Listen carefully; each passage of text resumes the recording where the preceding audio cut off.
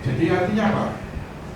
Kemampuan paranormal itu terbatas, ada batasnya, dan tidak ada yang tahu batasnya. Tetapi begitu melampaui batas itu, ada yang sukarela menunggangi. Itu siapa? Roh jahat. Orang bisa fisiknya sembuh. Sebuah buku dari kisah seorang eksorsis menyatakan kisah seorang eksorsis dari Pater Gabriel Amorth, eksorsis kota Roma. Dia mengungkapkan orang-orang yang datang ke dukun atau sparista ya, jadi di sana di daerah Italia itu gipsi. Kalau Anda pernah nonton film ada gipsi dengan bola kristal dan sebagainya. Orang datang ke dukun, ya, orang kemudian sembuh secara fisik, ya. Tapi kemudian gak berapa lama kasus-kasus yang banyak terjadi, akhirnya apa? Sakit lagi, lalu kembali lagi ke dukun itu. Dukunnya bilang, kasusnya lebih rumit, ini butuh penanganan yang lebih serius. Maka apa? Duitnya harus tambah. Ternyata kemudian dari kasus-kasus yang dijumpai Pater Gabriel Amorth ini apa? Kadang-kadang sakit penyakit itu ternyata apa? Dikirim oleh dukunnya sendiri. Ya supaya orang sakit. Jadi itu artinya orang terikat, bukan terikat pada Tuhan, tapi terikat pada dukun. Ya jadi karena itu artinya apa? Ini saya tegaskan karena apa? Banyak tawaran di zaman ini. Itu bukan lagi kelompok-kelompok kecil, kelompok-kelompok besar. Sering di PTC itu diadakan ya, dari tenaga-tenaga paranormal dan sebagainya. Tetapi kita memang harus akui kita bertentangan dengan itu. Kalau ada kuasa yang lebih besar dari semua itu, yang katanya netral tadi, yaitu kuasa Roh Kudus, mengapa kita tidak membuka diri mengandalkan hanya kuasa Roh Kudus, ya? Jadi karena itu kita sadari bahwa arti Kristiani penyembuhan untuk menyeluruh, yaitu penyembuhan tubuh, jiwa, dan roh. Tidak cukup tubuhnya. Ya misalnya mafia, lalu disembuhkan. Setelah itu sembuh, dia jadi mafia lagi. Ya apa gunanya? Ya mungkin dalam keadaan sakit, mungkin dia dapat tetap bertobat. Ya. Jadi bukan soal fisik saja, tapi juga jiwa dan roh. Lalu kemudian poin kedua yang perlu kita ingat, berdoa penyembuhan bermuara kepada iman dan menghantar orang percaya kepada Yesus. Kita hanyalah alat, kita kan Tuhan. Yang melakukan penyembuhan adalah Yesus. Siapa sang penyembuh? Tuhan Yesus. Katakan pada kanan kiri Anda, Tuhan Yesus sang penyembuh. Tuhan Yesus sang penyembuh. Amin. Ya, jadi sungguh-sungguh bermuara pada iman. Karena itu setiap kali Yesus menyembuhkan, Yesus juga mengatakan apa? Pergilah, imanmu telah menyelamatkan engkau. Ya, jadi membuat orang percaya pada Yesus. Dan kemudian membawa orang ke dalam penyembuhan rohani yang terdalam, yaitu apa? Keselamatan. Itu poin yang paling dalam, poin yang paling penting. Orang melalui doa penyembuhan, orang dijamah Tuhan, sembuh atau tidak sembuh secara fisik, tetapi orang dijamah Tuhan, percaya pada Kristus, kemudian menerima keselamatan. Itu yang penting. Baik, penyembuhan yang sejati mengungkapkan kasih dan keterlibatan Allah dengan manusia yang menderita.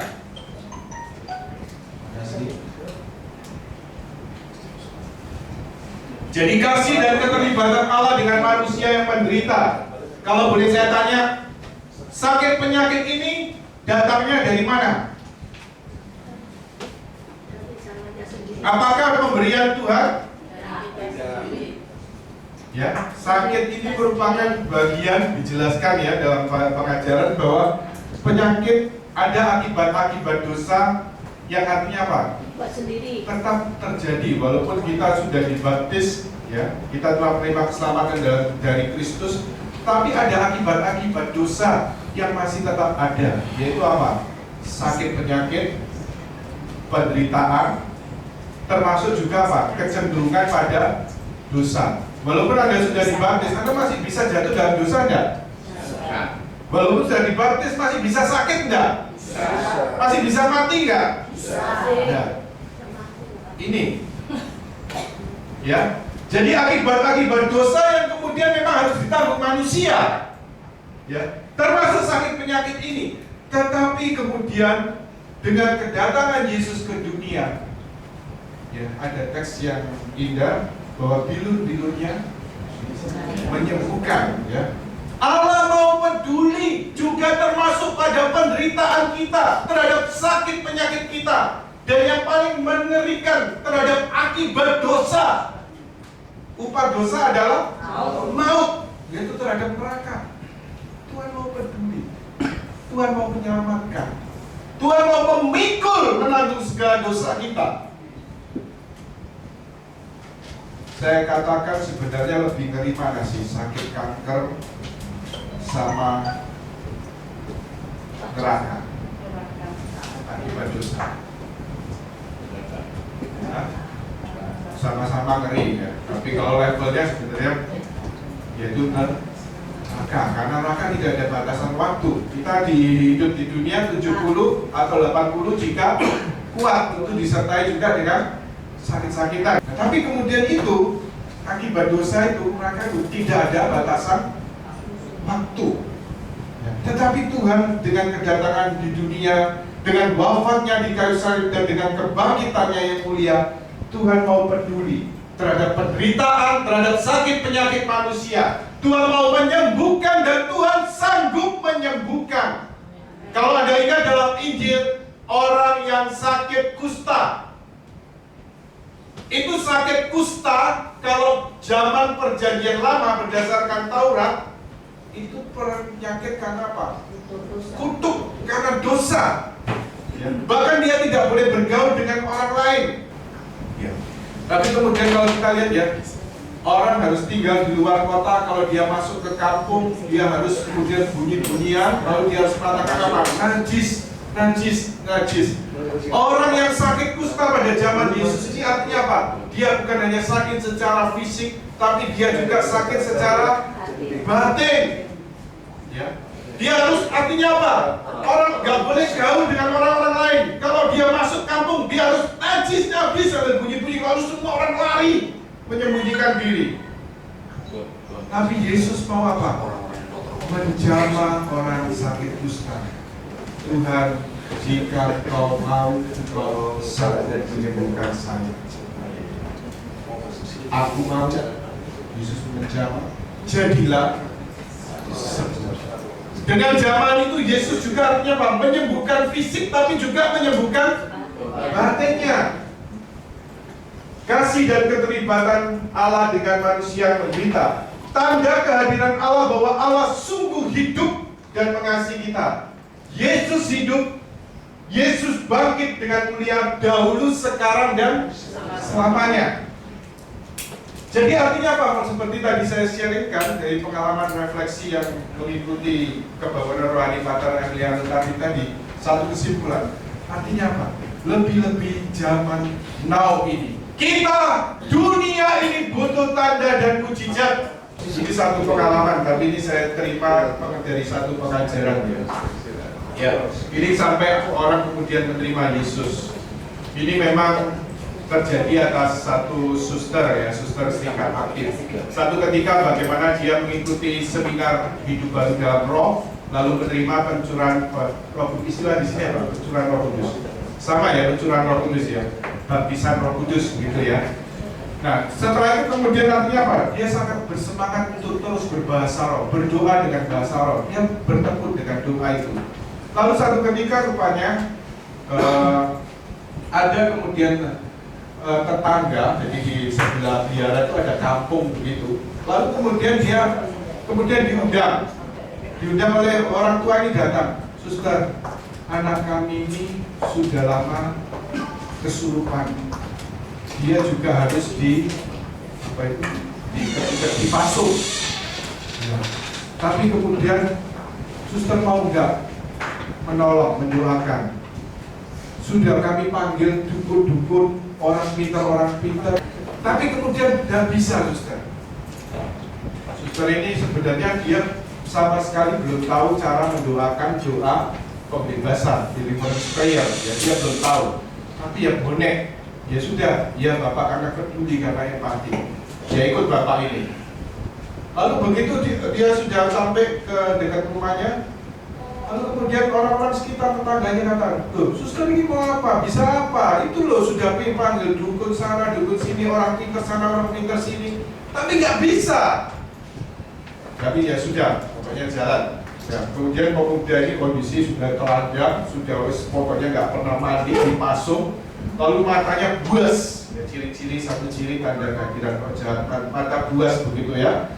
Nah, tapi kemudian ya sudah, suster ini tidak tahu caranya mendoakan, tapi dia hanya berbahasa roh.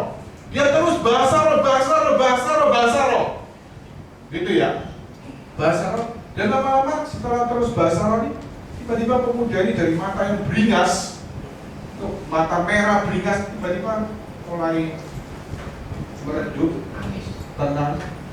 Lalu tiba-tiba dia sadar kalau dia nggak gajuan. Terus ketika peka, dia minta bapak ibunya berikan baju. Sudah selesai. Seminggu kemudian orang tua dan anak ini datang ke biara sini, lalu kemudian katakan, "Suster, kami mau ikut Tuhan Yesus."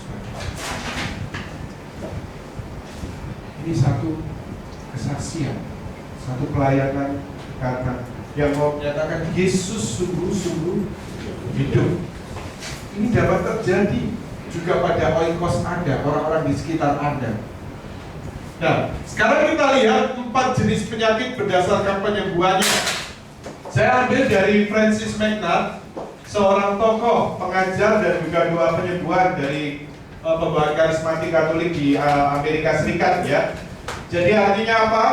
Ya karena saya ambil begitu saja, saya juga masukkan sesuai tabelnya, sesuai yang beliau ajarkan, yaitu juga termasuk di situ ada penyembuhan dengan sakramen. Ya. Ini saya bawa bukunya, ya. Ini buku-bukunya dalam edisi bahasa Inggris.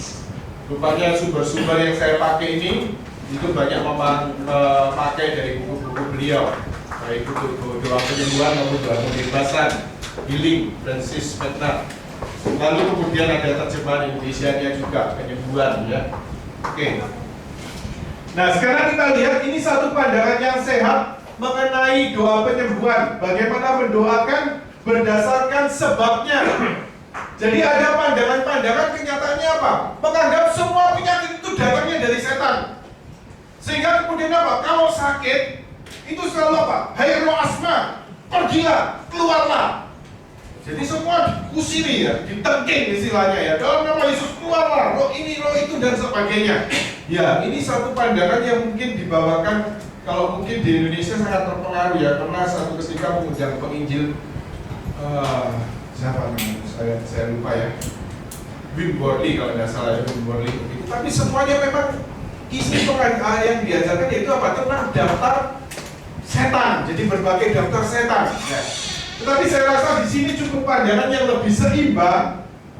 Jenis penyakit dapat kita lihat ya.